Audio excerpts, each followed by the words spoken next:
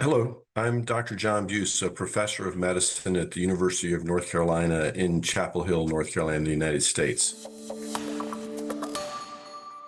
The Catalyst trial is a study to understand the prevalence and the prevalence of hypercortisolism in the setting of difficult to control type 2 diabetes, and then the effectiveness of cortisol-directed therapy in managing hemoglobin A1C in the setting of hypercortisolism and difficult to control type 2 diabetes.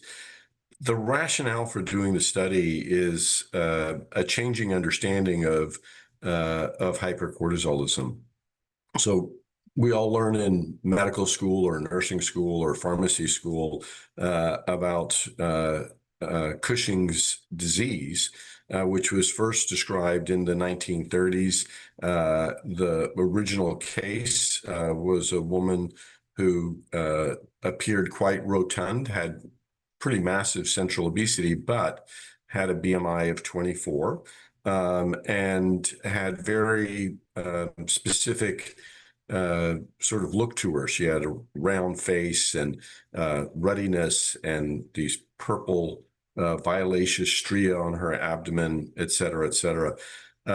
We now know that hypercortisolism has many different forms and that in some, those physical features are largely absent or very subtle, and the major presentation is really a disease of multiple associated comorbidities of adrenal origin.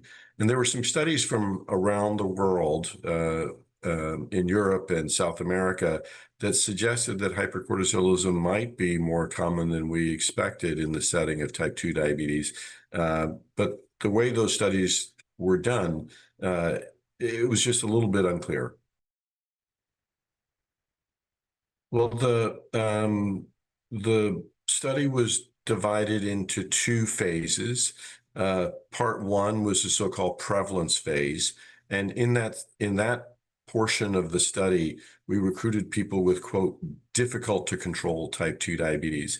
And that was defined as a hemoglobin A1C between 7.5 and 11.5 while taking at least 3 anti-hyperglycemic agents or insulin plus one other glucose-lowering medication, or 2 glucose-lowering medications plus the presence of some complication, microvascular or macrovascular, or 2 or more glucose-lowering medications and 2 or more blood pressure medications. We excluded the things that would give you a false positive test in an overnight dexamethasone suppression test, which was the major probe here. So we excluded people on systemic glucocorticoids, people that were pregnant, people on oral contraceptives, people with hemodialysis or end-stage renal disease, severe untreated sleep apnea or alcohol abuse or medical, surgical, or psychiatric illnesses, but really, fairly severe manifestations of those conditions, and night shift workers. And then patients underwent a 1 milligram overnight dexamethasone suppression test where they take 1 milligram of dexamethasone at 11 p.m. and they present to have their blood drawn at 8 a.m. And the cut points that we used to define hypercortisolism was a post-dexamethasone suppression test cortisol level greater than 1.8 and a simultaneous dexamethasone level of greater than 140 to ensure that the patient had, or the participant had taken their dexamethasone and that they had absorbed it and that they weren't hypermetabolizers of dexamethasone. The prevalence phase, what we found was that 23.8% of the patients had evidence of hypercortisolism by the 1 milligram post-dexamethasone suppression test.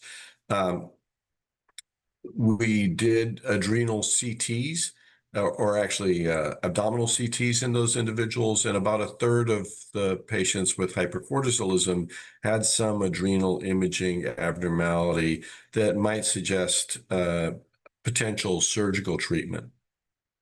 There were baseline characteristics that were associated with increased odds of having hypercortisolism, and that included ethnicity. So whites were at higher risk, whether that's biologically defined or related to issues with access to medication in other racial and ethnic groups in the United States.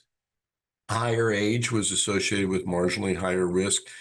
Interestingly, lower BMI was associated with a higher risk, and then higher medication burden for hypertension. So specifically, people on 3 or more blood pressure lowering medications had a rate of over 1/3, so 36.6%. And then people taking analgesics or fibrates or antidepressant type medications.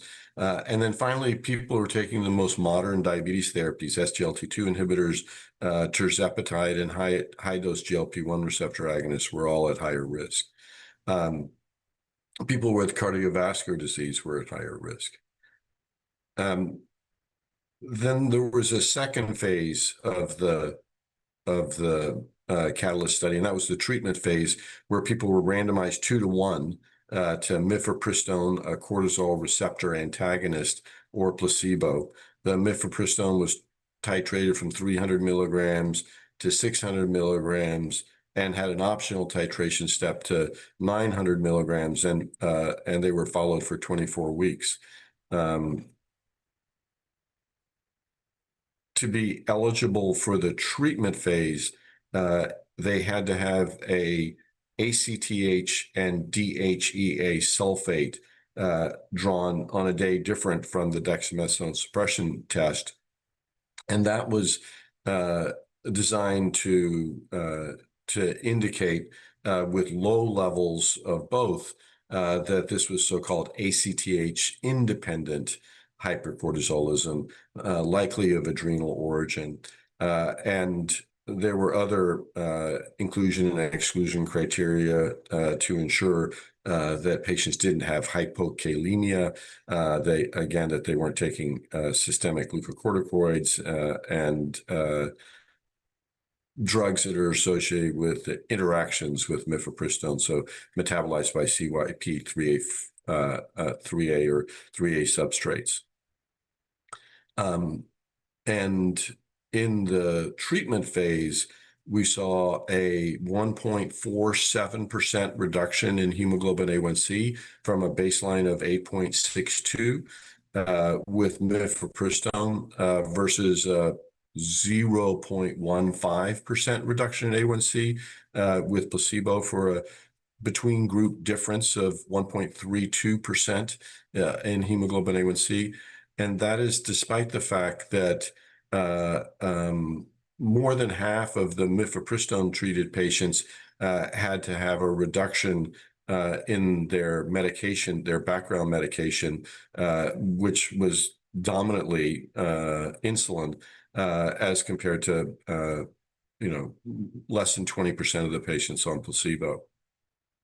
And despite the fact that about 40% of the mifepristone treated patients were unable to complete 24 weeks of therapy related to adverse events. If you looked at the completers who took the highest dose, 900 milligrams of mifepristone, the least square mean difference between mifepristone and placebo was 1.85%.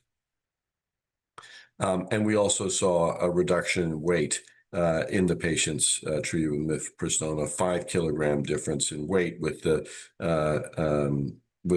reduction in BMI and waist circumference as well. Well, I think the most important take-home message is that we should be screening for hypercortisolism in people whose type 2 diabetes is challenging to treat. And the critical issue is that the face of hypercortisolism in type 2 diabetes is not the standard Cushing's disease face. It really is multimorbidity and many medications, diabetes medications, blood pressure medications, antidepressants, anxiolytics, fibrates, et cetera, et cetera.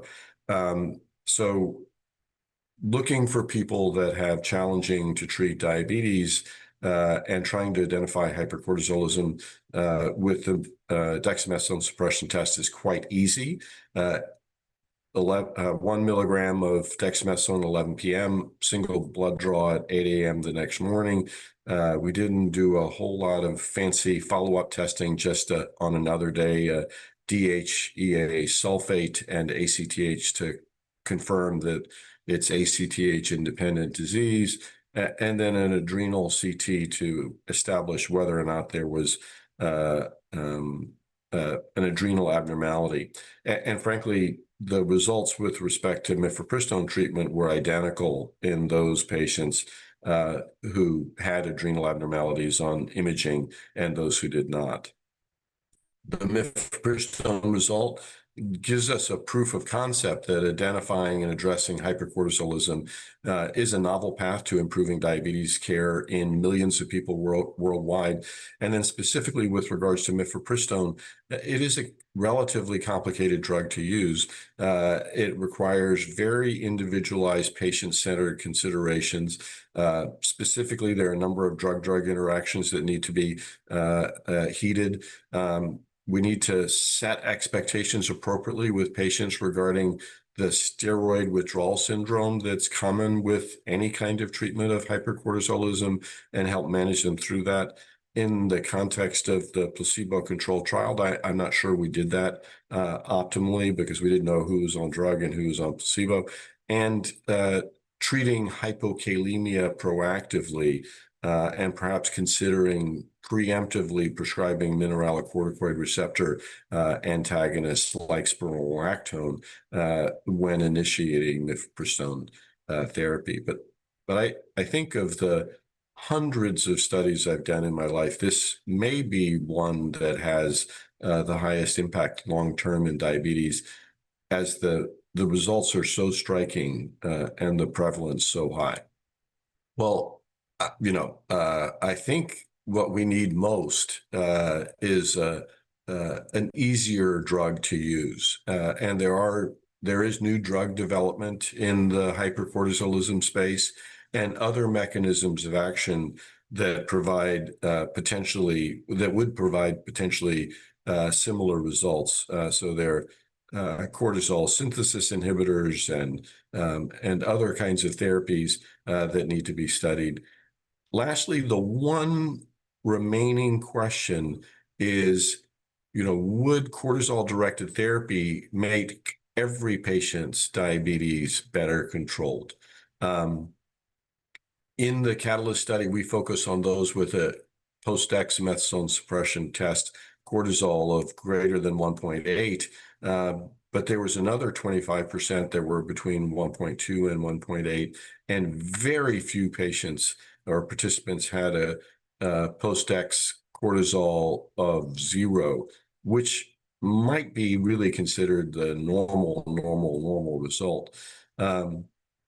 So I think we need more study to understand how broadly the population of people with type 2 diabetes might respond to cortisol-directed therapy.